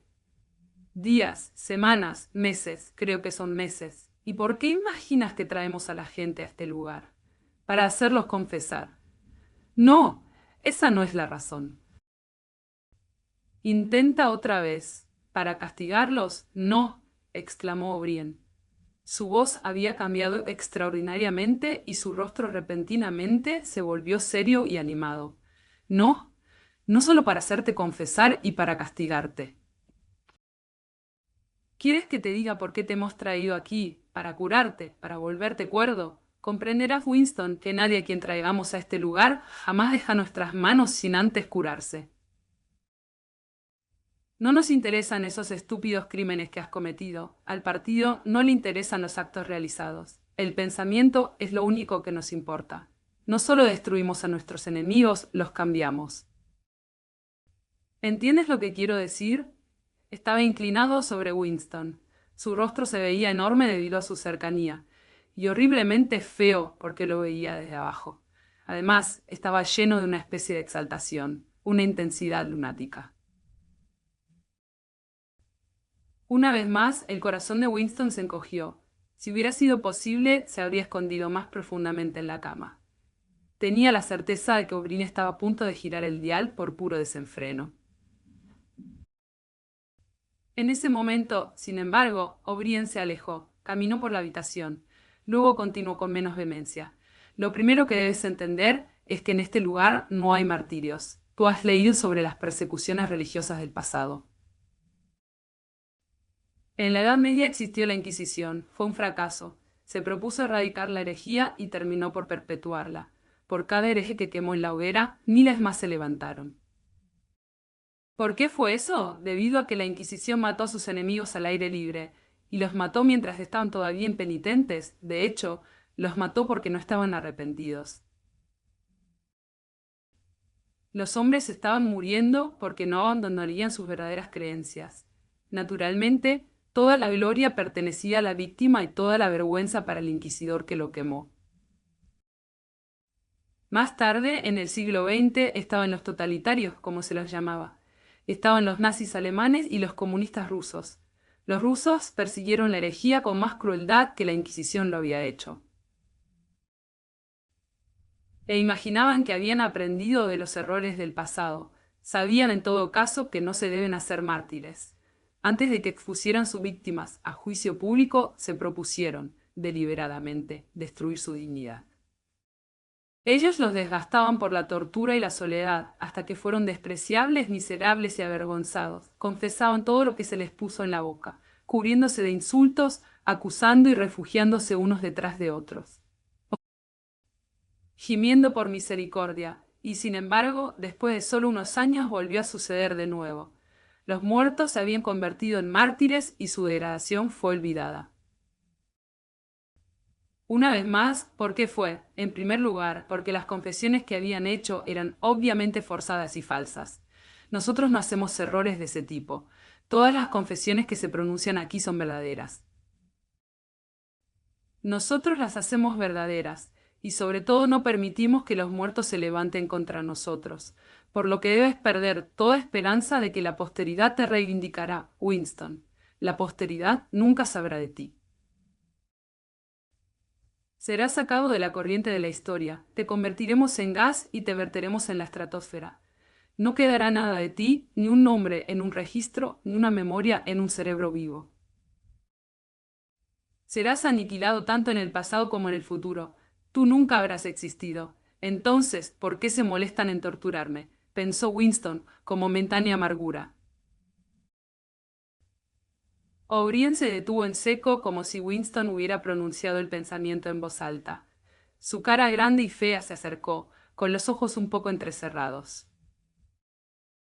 «Estás pensando», dijo, «que dado de que tenemos la intención de destruirte por completo, para que nada de lo que digas o haces pueda marcar la menor diferencia, en ese caso, ¿para qué vamos a interrogarte primero?» Eso es lo que estabas pensando, ¿no es así? Sí, dijo Winston. O'Brien sonrió levemente. Eres una falla en el patrón, Winston. Eres una mancha que debe ser borrada. ¿No te dije hace un momento que somos diferentes de los perseguidores del pasado? No nos contentamos con la obediencia negativa, ni siquiera con la más abyecta sumisión. Cuando finalmente te entregues a nosotros, debe ser por tu propia voluntad. No destruimos al hereje, porque se nos resiste, mientras él nos resista. Nunca lo destruiremos, lo convertimos, capturamos su mente interior, lo reformamos. Quemamos todo el mal y toda ilusión que tiene dentro de él, lo traemos a nuestro lado, no en apariencia, sino genuinamente en corazón y alma. Lo convertimos en uno de nosotros antes de matarlo. Es intolerable para nosotros que un pensamiento erróneo exista en cualquier parte del mundo, por secreto e impotente que pueda ser. Incluso en el instante de la muerte, no podemos permitir ninguna desviación. En los viejos tiempos, el hereje caminó hacia la hoguera todavía hereje, proclamando su herejía, regocijándose en eso.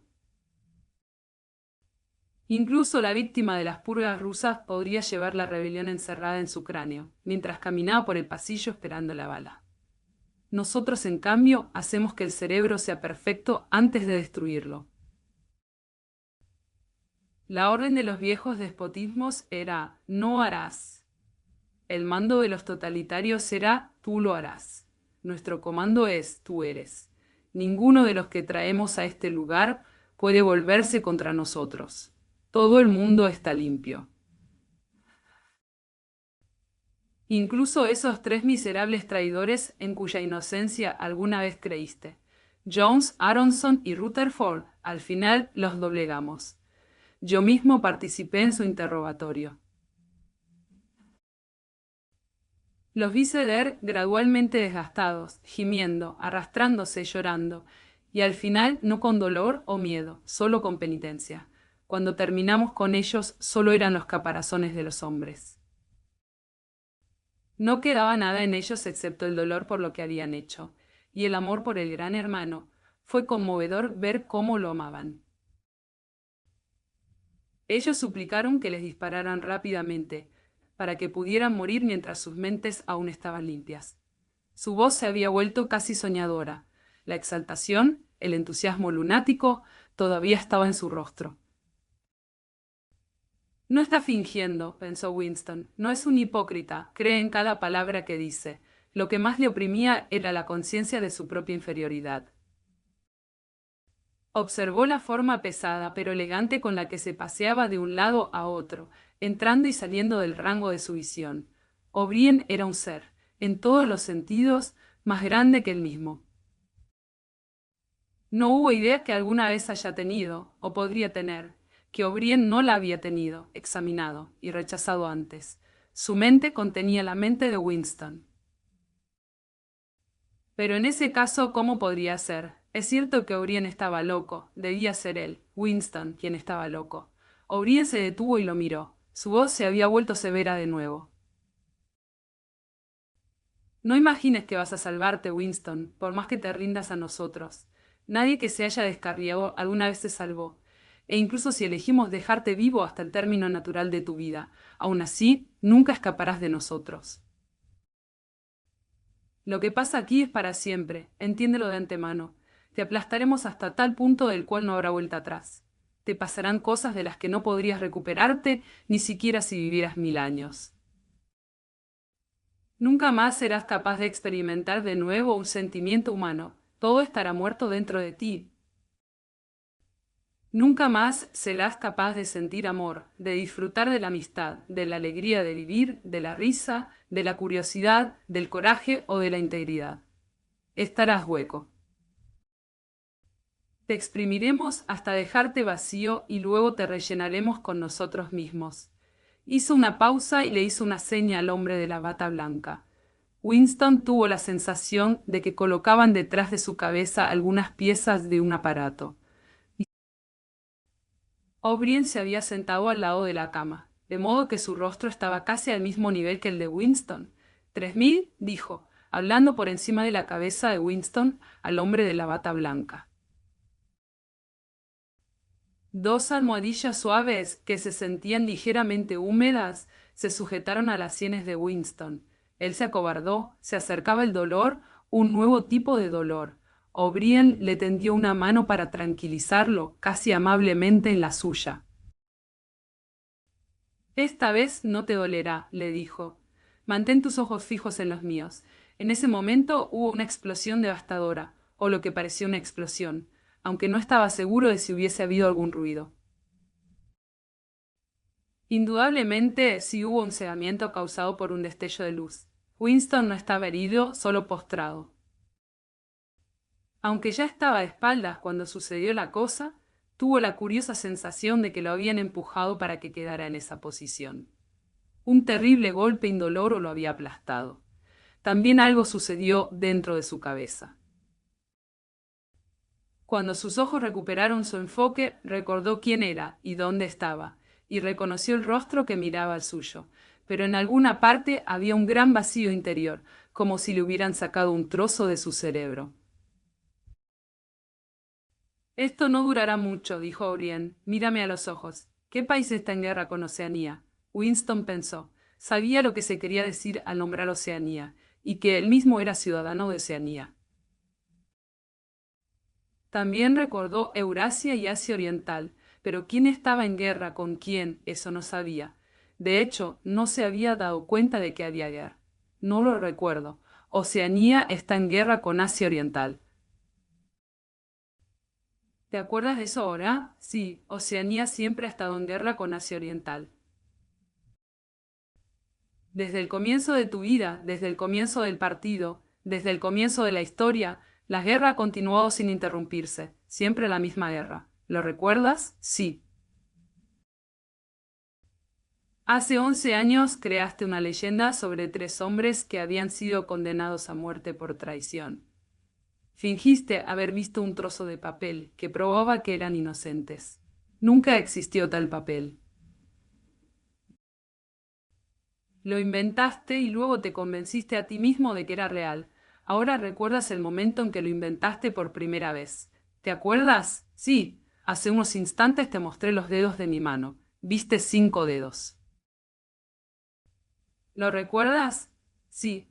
O'Brien levantó los dedos de su mano izquierda, con el pulgar oculto. Aquí hay 5 dedos. ¿Ves 5 dedos? Sí. Y los vio por un instante fugaz antes de que el escenario de su mente cambiara. Él vio 5 dedos, y no había nada raro. Entonces todo fue normal de nuevo, y el viejo miedo, el odio y el desconcierto volvieron a aglomerarse. Pero hubo un momento, no supo cuánto, 30 segundos tal vez, de certeza luminosa, cuando cada nueva sugerencia de O'Brien había llenado un parche de vacío, y se había convertido en verdad absoluta. Y cuando 2 y 2 podrían haber sido 3 tan fácilmente como 5, si eso fuera lo que se necesitaba. Se había desvanecido, pero antes de que O'Brien bajara la mano, aunque ya no podía recuperarlo, podía recordarlo, como se recuerda una experiencia vívida en algún periodo de la vida, en el que uno era en realidad una persona diferente. Ya ves, dijo O'Brien, que es posible. Sí, dijo Winston. O'Brien se puso de pie con aire satisfecho. A su izquierda, Winston vio al hombre de la bata blanca que rompía una ampolla y retiraba el émbolo de una jeringa. O'Brien se volvió hacia Winston con una sonrisa, y como tantas veces lo había hecho, volvió a acomodarse los anteojos en la nariz. ¿Recuerdas haber escrito en tu diario, dijo, que no importaba si yo era un amigo o enemigo, ya que yo era al menos una persona que te entendía y podías hablar? Tenías razón, disfruto hablando contigo. Tu mente me atrae. Se parece a mi propia mente, excepto que resulta que estás loco. Antes de que terminemos la sesión, puedes hacerme algunas preguntas, si lo deseas. La pregunta que quiera, lo que sea. Vio que los ojos de Winston estaban fijos en el dial. Está apagado. ¿Cuál es tu primera pregunta? ¿Qué has hecho con Julia? Preguntó Winston. O'Brien volvió a sonreír. ¿Te traicionó? Winston. Inmediatamente sin reservas. Rara vez he visto a alguien que se entregara a nosotros con tanta prontitud. Difícilmente la reconocerías si la vieras. Toda su rebeldía, su engaño, su locura, su mente sucia, todo ha sido quemado de ella. Fue una conversión perfecta, un caso de libro de texto. ¿La torturaste? O'Brien dejó esto sin respuesta. Siguiente pregunta, dijo. ¿Existe el Gran Hermano? Por supuesto que existe. El partido existe. El partido existe. El Gran Hermano es la encarnación del partido. ¿Existe él de la misma manera que yo existo? Tú no existes, dijo O'Brien. Una vez más, la sensación de impotencia lo asaltó.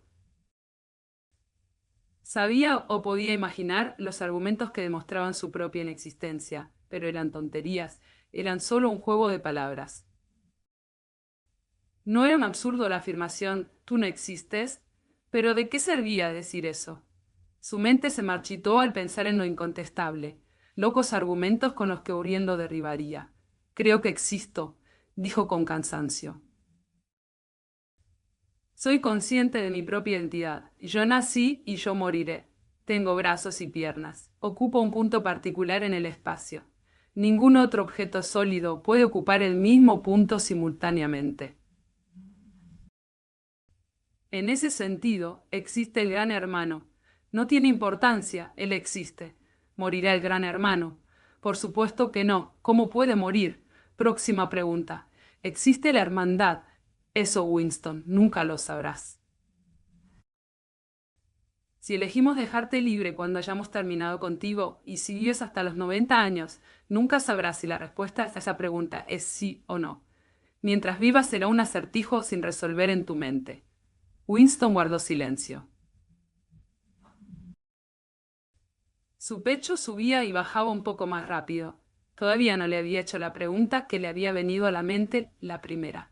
Tenía que preguntarlo y, sin embargo, su lengua se resistía a pronunciarla. Había un rastro de diversión en el rostro de O'Brien. Incluso sus anteojos parecían tener un brillo irónico. Él sabe, pensó Winston de repente, sabe lo que le voy a preguntar. Al pensarlo, las palabras salieron de él. ¿Qué hay en la habitación 101? La expresión del rostro de O'Brien no cambió. Él respondió secamente. ¿Sabes lo que hay en la habitación 101, Winston? Todo el mundo sabe lo que hay en la habitación 101. Levantó un dedo hacia el hombre de la bata blanca. Evidentemente la sesión había terminado. La aguja penetró en el brazo de Winston. Se hundió casi instantáneamente en un sueño profundo. Capítulo 3. Hay 3 etapas en tu reintegración, dijo O'Brien. Son aprendizaje, comprensión y aceptación. Es hora de que entres en la segunda etapa. Como siempre, Winston estaba acostado de espaldas. Pero últimamente sus ataduras estaban más flojas. Ellos todavía lo sostenían contra la cama. Pero podía mover un poco las rodillas y podía girar la cabeza de lado a lado y levantar los brazos desde el codo. El dial también le provocaba menos terror. Podía evadir sus dolores si era lo suficientemente ingenioso. Era principalmente cuando mostraba estupidez que O'Brien bajaba la palanca. A veces pasaban toda una sesión sin usar el dial. No recordaba cuántas sesiones había tenido. Todo el proceso pareció prolongarse durante un tiempo largo e indefinido. Semanas posiblemente, y los intervalos entre las sesiones. A veces pueden haber sido de días, y otras, a veces solo de 1 hora o 2.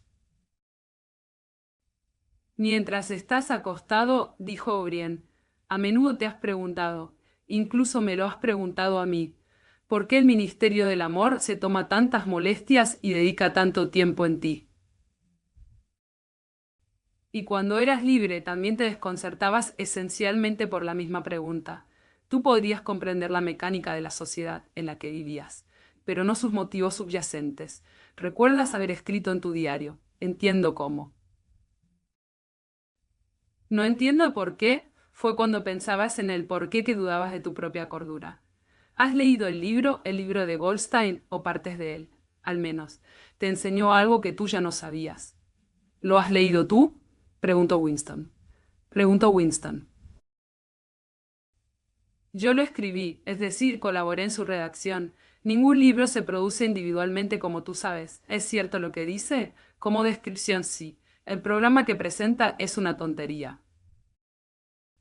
La acumulación secreta de conocimiento, una propagación gradual de la ilustración, en última instancia una rebelión proletaria, el derrocamiento del partido. Era previsible que eso era lo que diría. Puros disparates. Los proletarios nunca se rebelarán, ni en 1000 años ni en 1 millón. Ellos no pueden. No hace falta que te diga el motivo, ya lo sabes. Si alguna vez has acariciado cualquier sueño de insurrección violenta, debes abandonarlo. No hay manera de que el partido pueda ser derrocado. El gobierno del partido es para siempre. Ese debe ser el punto de partida de tus pensamientos. Se acercó a la cama. Para siempre, repitió. Y ahora volvamos a la cuestión de cómo y por qué. Entiendes bastante bien cómo mantiene el partido en sí mismo el poder. Ahora dime por qué nos aferramos al poder. ¿Cuál es nuestro motivo? ¿Por qué deberíamos querer tener el poder? Vamos, habla, añadió, al ver que Winston permanecía en silencio. Sin embargo, Winston no habló durante unos momentos. Una sensación de cansancio lo había abrumado. El débil y loco destello de entusiasmo había vuelto a la cara de O'Brien. Winston sabía de antemano lo que diría O'Brien. Que el partido no busca poder para sus propios fines, solo lo hace para el bien de la mayoría. Que buscaba el poder porque los hombres de la masa eran criaturas frágiles y cobardes que no podían soportar la libertad o enfrentar la verdad, por lo que debían ser gobernados y engañados sistemáticamente por otros que fueran más fuertes que ellos mismos. Que la elección de la humanidad estaba entre la libertad y la felicidad, y que, para la mayor parte de la humanidad, la felicidad era mejor. Que el partido era el eterno guardián de los débiles, una secta dedicada a hacer el mal para lograr el bien, sacrificando su propia felicidad por la de los demás. Lo terrible, pensó Winston, lo terrible era que cuando O'Brien le dijera esto, lo creería. Podías verlo en su rostro. O'Brien lo sabía todo. 1000 veces mejor que Winston, sabía lo que era realmente el mundo, en qué degradación vivía la masa de seres humanos y por qué las mentiras y las barbaridades del partido los mantenía allí. Lo había entendido todo, lo había sopesado todo y no importaba, todo estaba justificado por el propósito último. ¿Qué puedes hacer?, pensó Winston, contra el lunático que es más inteligente que tú, que escucha tus argumentos y luego simplemente persiste en su locura. Nos gobiernan por nuestro propio bien, dijo débilmente. ¿Crees que los seres humanos no son aptos para gobernarse a sí mismos? Y por lo tanto, se sobresaltó y casi gritó. Una punzada de dolor le atravesó el cuerpo. O'Brien había empujado la palanca del dial hasta 35. Eso fue estúpido, Winston, muy estúpido, dijo. Deberías saber que no debes decir nada como eso. Tiró de la palanca hacia atrás y continuó. Ahora te diré la respuesta a mi pregunta. Es esto. El partido busca el poder por completo por su propio bien. No nos interesa el bien de los demás. Estamos interesados únicamente en el poder. Ni la riqueza, ni el lujo, ni vivir mucho, ni la felicidad. Solo el poder, poder puro. Ahora entenderás qué significa el poder puro. Somos diferentes de todas las oligarquías del pasado, en el sentido de que sabemos lo que estamos haciendo. Todos los demás, incluso aquellos que se nos parecían, eran cobardes e hipócritas. Los nazis alemanes y los comunistas rusos se acercaban mucho a nosotros en sus métodos, pero nunca tuvieron el coraje de reconocer sus propios motivos. Fingieron, tal vez incluso creyeron, que habían tomado el poder de mala gana y por un tiempo limitado, y que a la vuelta de la esquina había un paraíso donde los seres humanos serían libres e iguales. Nosotros no somos así. Sabemos que nadie toma el poder con la intención de renunciar a él. El poder no es un medio, es un final. No se establece una dictadura para salvaguardar una revolución. Uno hace la revolución para instaurar la dictadura. El objeto de la persecución es persecución. El objeto de la tortura es la tortura. El objeto del poder es el poder. ¿Ahora comienzas a entenderme? Winston quedó impresionado como le había sorprendido antes por el cansancio del rostro de O'Brien. Era fuerte, carnoso y brutal. Estaba lleno de inteligencia y una especie de pasión controlada ante la que se sintió desamparado. Pero por supuesto que estaba cansado. Había bolsas debajo de los ojos. La piel se hundía desde los pómulos. O'Brien se inclinó sobre él, deliberadamente acercándole el rostro desgastado. «Estás pensando», dijo, «que mi cara es vieja y cansada. Estás pensando que hablo de poder, y sin embargo, ni siquiera soy capaz de evitar la descomposición de mi propio cuerpo. No entiendes, Winston, que el individuo es solo una célula. El cansancio de la célula es el vigor del organismo». «¿Acaso te mueres cuando te cortas las uñas?» Se apartó de la cama y empezó a caminar, con una mano en el bolsillo. «Somos los sacerdotes del poder», dijo. «Dios es poder. Dios es poder». Pero en la actualidad el poder es solo una palabra en lo que a ti respecta. Es hora de que te hagas una idea de lo que significa poder. Lo primero que debes darte cuenta es que el poder es colectivo. El individuo solo tiene poder en la medida en que deja de ser un individuo. Conoces el lema del partido. La libertad es la esclavitud. ¿Se te ha ocurrido alguna vez que es reversible? La esclavitud es la libertad. Si el ser humano es libre, siempre será derrotado. Debe ser así porque todo ser humano está condenado a morir, que es el mayor de todos los fracasos. Pero si puede completarse la sumisión, si puede escapar de su identidad, si puede fusionarse en el partido, de modo que él es el partido, entonces es todopoderoso e inmortal. La segunda cosa que tienes que darte cuenta es que el poder es poder sobre los seres humanos, sobre el cuerpo, pero sobre todo sobre la mente.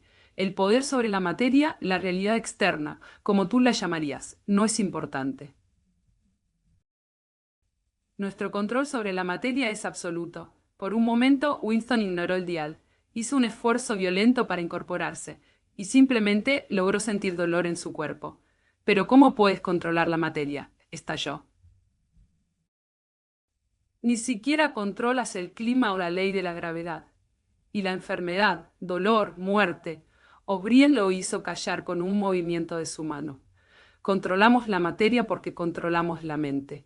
La realidad está dentro del cráneo». Lo aprenderás gradualmente, Winston. No hay nada que no podamos conseguir. Invisibilidad, levitación, cualquier cosa. Podría flotar sobre este suelo como una burbuja de jabón si lo deseo. No quiero, porque el partido no lo quiere. Debes deshacerte de esas ideas del siglo XIX sobre las leyes de la naturaleza. Nosotros hacemos las leyes de la naturaleza. No lo hacen. Ni siquiera son los amos de este planeta. ¿Qué pasa con Eurasia y Asia Oriental? Aún no los han conquistado. Eso no tiene importancia. Los conquistaremos cuando nos convenga. Y si no lo hacemos, ¿qué diferencia haría? Podemos borrarlos de la existencia. Oceanía es el mundo. Pero el mundo en sí mismo es solo una mota de polvo, y el hombre es diminuto, insignificante. ¿Cuánto tiempo lleva existiendo? Durante millones de años, la Tierra estuvo deshabitada. Tonterías. La Tierra es tan vieja como nosotros, no más vieja. ¿Cómo podría ser mayor? Nada existe excepto a través de la conciencia humana. Pero las rocas están llenas de huesos de animales extintos. Mamuts, mastodontes y enormes reptiles que vivieron aquí mucho antes de que apareciera el hombre. ¿Has visto esos huesos alguna vez, Winston? Por supuesto que no. Biólogos del siglo XIX los inventaron. Antes del hombre no había nada. Después del hombre, si éste desapareciera, no habría nada. Fuera del hombre no hay nada, pero todo el universo está fuera de nosotros. Mira las estrellas. Algunas de ellas están a 1.000.000 de años luz lejos. Están fuera de nuestro alcance, jamás las alcanzaremos. ¿Qué son las estrellas?, preguntó O'Brien con indiferencia. Son trozos de fuego a pocos kilómetros de distancia. Podríamos llegar a ellas si quisiéramos, o podríamos borrarlas. La Tierra es el centro del universo. El Sol y las estrellas giran a su alrededor. Winston hizo otro movimiento convulsivo. Winston hizo otro movimiento convulsivo. Esta vez no dijo nada. O'Brien continuó como si respondiera a una objeción que le hubiera dicho Winston. Para ciertos propósitos, por supuesto, eso es cierto. Cuando navegamos por el océano, o cuando predecimos un eclipse, a menudo nos parece conveniente suponer que la Tierra gira alrededor del Sol y que las estrellas están a millones y millones de kilómetros de distancia. Pero ¿qué importa eso? ¿Supones que está más allá de nosotros producir un sistema dual de astronomía? Las estrellas pueden estar cerca o lejanas según las necesitemos. ¿Crees que nuestros matemáticos no pueden con eso? Has olvidado el doble pensar. Winston se echó hacia atrás en la cama. Dijera lo que dijese, una rápida respuesta lo aplastaba como una masa. Y sin embargo sabía que tenía razón. Seguramente debía de haber alguna forma de demostrar que la creencia de que nada existe fuera de tu propia mente era falsa. ¿No se había demostrado hace mucho tiempo que era una falacia? Incluso había un nombre para eso que había olvidado. Una leve sonrisa asomó las comisuras de la boca de O'Brien cuando lo miró. Te lo dije, Winston, dijo, que la metafísica no es tu punto fuerte. La palabra que estás tratando de recordar es el solipsismo, pero estás equivocado. Esto no es solipsismo, colectivo solipsismo si quieres, pero eso es otra cosa, de hecho, todo lo contrario. Todo esto es una digresión, añadió en un tono diferente. El poder real, el poder por el que tenemos que luchar día y noche, no es el poder sobre las cosas, sino sobre los hombres. Asumió de nuevo su aire de maestro de escuela preguntando a un alumno prometedor. ¿Cómo un hombre afirma su poder sobre otro, Winston? Winston pensó unos instantes. Haciéndolo sufrir, dijo. Exactamente. Haciéndolo sufrir, dijo. Exactamente. Haciéndolo sufrir. La obediencia no es suficiente, a menos que estés sufriendo. ¿Cómo puedes estar seguro de que está obedeciendo tu voluntad y no la suya? El poder está en infligir dolor y humillación. El poder está en hacer pedazos las mentes humanas y unirlas otra vez en nuevas formas de su propia elección. Empiezas a ver entonces qué tipo de mundo estamos creando. Es exactamente lo contrario de las estúpidas utopías hedonistas que los viejos reformadores imaginaban. Un mundo de miedo, traición y tormento. Un mundo de pisotear y ser pisoteado. Un mundo que será no menos sino cada vez más despiadado, a medida que se define a sí mismo. El progreso en nuestro mundo será un progreso hacia más dolor. Las viejas civilizaciones decían que se basaban en el amor y la justicia. El nuestro se basa en el odio. En nuestro mundo no habrá emociones, excepto el miedo, la rabia, el triunfo y la autohumillación. Todo lo demás lo destruiremos. Todo. Ya estamos rompiendo los hábitos de pensamiento que han sobrevivido desde antes de la revolución. Hemos cortado los lazos entre hijo y padre, y entre hombre, y entre hombre y mujer. Nadie sigue confiando en una esposa, un hijo o un amigo, pero en el futuro no habrá esposas ni amigos. Los niños serán separados de sus madres al nacer, como se toman los huevos de una gallina. Se erradicará el instinto sexual. La procreación será un trámite anual como la renovación de una cartilla de racionamiento. Aboliremos el orgasmo.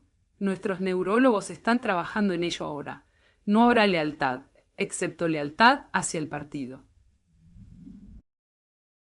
No habrá amor, excepto el amor del gran hermano.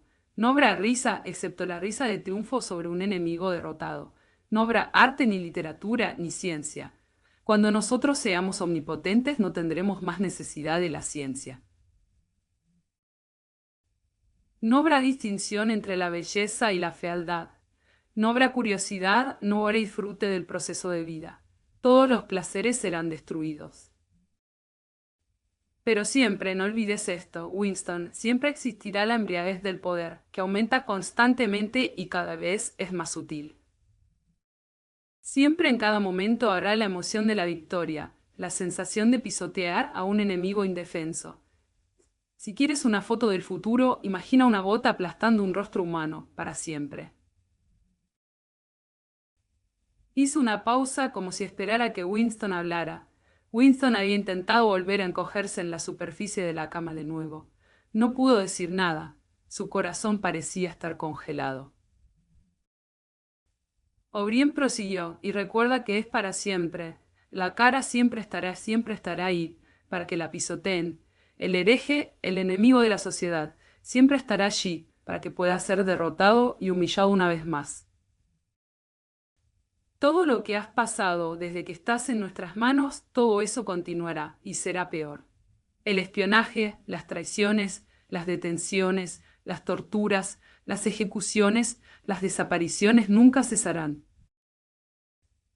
Será un mundo de terror tanto como un mundo de triunfos. Cuanto más poderoso sea el partido, menos tolerante será. Cuanto más débil es la oposición, más estricto es el despotismo. Goldstein y sus herejías vivirán siempre. Todos los días, en todo momento, serán derrotados, desacreditados, ridiculizados, escupidos y, sin embargo, siempre sobrevivirán. Este drama que he representado contigo durante 7 años se jugará una y otra vez, generación tras generación, siempre en formas más sutiles. Siempre tendremos aquí al hereje a nuestra merced, gritando de dolor, destrozado, despreciable, y al final completamente arrepentido, salvado de sí mismo, arrastrándose hacia nuestros pies por su propia voluntad.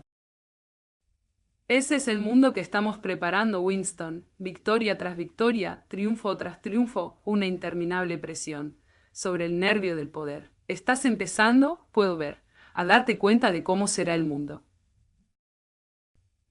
Pero al final harás más que entenderlo. Lo aceptarás, le darás la bienvenida, te convertirás en parte de él. Winston se había recuperado lo suficiente para hablar. No lo conseguirán, dijo débilmente. ¿Qué quieres decir con ese comentario, Winston? No podrán crear un mundo como el que acabas de describir. Es un sueño, es imposible. ¿Por qué? Es imposible. Fundar una civilización basada en el miedo, el odio y la crueldad. Nunca se podría soportar. ¿Por qué no? No tendría vitalidad. Se desintegraría. Se suicidaría. Tonterías. Tienes la impresión de que el odio es más agotador que el amor. ¿Por qué debería serlo? Y si lo fuera, ¿qué diferencia haría eso? Supongamos que elegimos desgastarnos más rápido. Supongamos que aceleramos el ritmo de la vida humana, hasta que los hombres sean seniles a los 30. Aún así, ¿qué diferencia haría? No puedes entender que la muerte del individuo no es la muerte. El partido es inmortal. Como de costumbre, el debate había dejado a Winston abatido. Además, estaba aterrorizado de que si persistía en su desacuerdo, O'Brien volvería a girar el dial, y sin embargo, él no podía guardar silencio. Débilmente, sin argumentos, sin nada que lo respalde, excepto su horror inarticulado por lo que O'Brien había dicho, regresó al ataque. No lo sé, no me importa. De alguna manera fracasarán. Algo los derrotará. La vida los derrotará. La vida los derrotará. Controlamos la vida, Winston, en todos sus niveles. ¿Estás imaginando que hay algo llamada naturaleza humana que se indignará por lo que hacemos y se volverá contra nosotros? Pero nosotros creamos la naturaleza humana. Los hombres son infinitamente maleables. O tal vez has vuelto a tu vieja idea de que los proletarios o los esclavos se levantarán y nos derrocarán. Sácalo de tu mente. Están indefensos como los animales. La humanidad es el partido. Los otros están afuera, son irrelevantes. No me importa, al final los vencerán. Tarde o temprano verán lo que son y luego los harán pedazos. ¿Tienes alguna evidencia de que eso esté sucediendo? ¿O alguna razón por la que podría ocurrir? No, solo lo creo. Sé que fracasarán. Hay algo en el universo, no sé, algún espíritu, algún principio que nunca podrán vencer. ¿Crees en Dios, Winston? No. Entonces, ¿cuál crees que es ese principio que nos derrotará? No lo sé, el espíritu del hombre. ¿Y te consideras un hombre? Sí, sí eres un hombre. Winston, eres el último hombre. Tu especie está extinta, somos los herederos. Entiendes que estás solo, estás fuera de la historia, no existes. Su actitud cambió y dijo con más dureza, ¿y te consideras a ti mismo moralmente superior a nosotros por nuestras mentiras y nuestra crueldad? Sí, me considero superior. O'Brien no habló, hablaban otras dos voces. Después de un momento, Winston reconoció a una de esas voces como la suya. Era una banda sonora de la conversación que había tenido con O'Brien la noche en que se inscribió en la hermandad. Se escuchó a él mismo prometiendo mentir, robar, falsificar, asesinar, alentar el consumo de drogas y prostitución, diseminar enfermedades venéreas, arrojar vitriolo en la cara de un niño. O'Brien hizo un pequeño gesto de impaciencia, como para decir que la demostración no valía la pena. Luego giró un interruptor y las voces se detuvieron. «Levántate de esa cama», dijo O'Brien. Los lazos que lo ataban se habían soltado. Winston se bajó y se puso de pie, inestable. «Eres el último hombre», dijo O'Brien. «Eres el guardián del espíritu humano. Te verás a ti mismo como eres. Quítate la ropa». Winston desató el trozo de cuerda que mantenía unido su overol. El cierre hacía tiempo que se lo habían arrancado. No podía recordar si en algún momento desde su arresto se había quitado toda la ropa a la vez. Debajo del overol, su cuerpo estaba envuelto en sucios trapos amarillentos, apenas reconocibles como restos de ropa interior. Los tiró al suelo y vio que había un espejo de 3 lunas en el extremo más alejado de la habitación. Se acercó y luego se detuvo en seco. Se le había escapado un grito involuntario. «Continúa», dijo O'Brien. «Párate entre las alas del espejo, así te verás de perfil también». Winston se detuvo porque estaba asustado. Una cosa arqueada de color gris parecida a un esqueleto venía hacia él. Su apariencia real era aterradora, y no solo por el hecho de saber que era él mismo. Se acercó al cristal. La cara de la criatura parecía sobresalir debido a su cuerpo doblado. Era la cabeza de un presidiario desamparado con una frente abultada, con el cuero cabelludo calvo, una nariz torcida y pómulos de aspecto maltratado. Sus ojos eran feroces y vigilantes. Las mejillas estaban cosidas, la boca tenía una expresión dibujada. Ciertamente era su propio rostro, pero le parecía que había cambiado más de lo que había cambiado por dentro. Las emociones que registró eran diferentes de las que sentía. Se había quedado parcialmente calvo. En la primera impresión pensó que tenía el cabello canoso, pero solo el cuero cabelludo estaba gris. Excepto por sus manos y un círculo de su rostro, su cuerpo estaba todo de color gris, con suciedad de varios días e incrustada. Por todo su cuerpo se veían las cicatrices rojas de las heridas y cerca del tobillo, la úlcera varicosa era una masa inflamada de la que se desprendían escamas de piel. Pero lo verdaderamente aterrador era la delgadez de su cuerpo. El espacio de sus costillas era tan estrecho como el de un esqueleto. Las piernas se habían consumido de tal modo que las rodillas eran más gruesas que los muslos. Ahora comprendió por qué O'Brien le dijo que se observara de perfil. La curvatura de la columna vertebral era asombrosa. Los hombros delgados estaban encorvados hacia adelante formando una cavidad en el pecho. El cuello escuálido parecía doblarse bajo el peso del cráneo. Si no hubiera sabido que era él, habría dicho que era el cuerpo de un hombre de 60 años, que sufría de alguna enfermedad maligna. «A veces has pensado», dijo O'Brien, «que mi cara, el rostro de un miembro del partido interior, parece viejo y gastado. ¿Qué piensas ahora de tu propia cara?» Tomó a Winston por el hombro y lo hizo girar para que quedara frente a él. «Mira el estado en el que te encuentras», dijo. «Mira esta mugre asquerosa por todo tu cuerpo. Mira la suciedad entre los dedos de los pies. Mira esa repugnante llaga en tu pierna. ¿Sabes que apestas a cabra? Probablemente hayas dejado de notarlo. Mira cómo has adelgazado. ¿Lo ves? Puedo hacer que mis dedos pulgar e índice se toquen alrededor de tu bíceps. Podría romperte el cuello como una zanahoria». ¿Sabes que has perdido 25 kilos desde que estás en nuestras manos? Incluso tu cabello se te está cayendo a puñados. Mira, tiró de la cabeza de Winston y le arrancó un mechón de pelo. Abre la boca. ¡Abre la boca! 9, 10, 11 dientes te quedan. ¿Cuántos tenías cuando te arrestamos? Y los pocos que te quedan ya se están por caer. Mire aquí.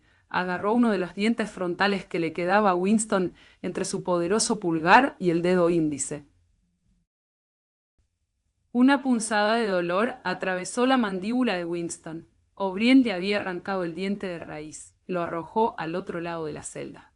Te estás pudriendo, dijo. Te estás cayendo a pedazos. ¿Qué eres? Una bolsa de inmundicia. ¿Qué eres? Una bolsa de inmundicia. Ahora date la vuelta y mírate de nuevo en ese espejo. ¿Ves esa cosa frente a ti? Ese es el último hombre. Si eres humano, esa es la humanidad. Ahora vuelve a ponerte la ropa. Winston comenzó a vestirse con movimientos lentos y rígidos. Hasta ahora no se había dado cuenta de lo delgado y débil que estaba. Solo un pensamiento se agitó en su mente, que debía de haber estado en ese lugar más tiempo del que había imaginado. Luego, de repente, mientras se arreglaba, miró los miserables harapos que lo envolvían. Un sentimiento de lástima por su cuerpo destrozado se apoderó de él. Antes de saber lo que estaba haciendo, se había derrumbado en un pequeño taburete que estaba al lado de la cama y estalló en lágrimas. Era consciente de su fealdad, su falta de gracia. Era un manojo de huesos en ropa interior sucia. Sentado, llorando bajo la dura luz blanca, no podía contenerse. O'Brien le puso una mano en el hombro, casi con amabilidad. No durará para siempre, le dijo. Puedes escapar de esto cuando quieras. Todo depende de ti. Tú lo hiciste, soy yo, Winston. Me redujiste a este estado. No, Winston, tú te hiciste esto. No, Winston, tú te hiciste esto. Te lo hiciste cuando te pusiste contra el partido. Todo estaba contenido en ese primer acto de rebeldía. No pasó nada que no hubieras podido prever. Hizo una pausa y luego continuó. Te hemos vencido, Winston. Te hemos roto. Te hemos roto.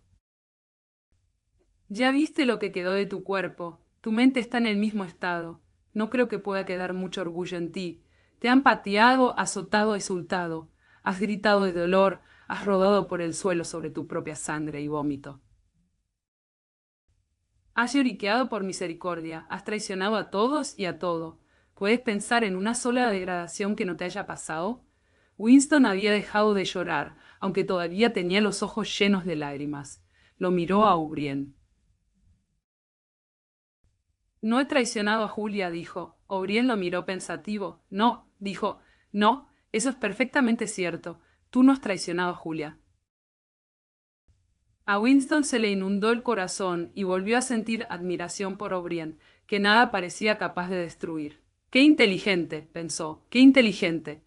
Nunca dejaba a O'Brien de comprender lo que se le decía.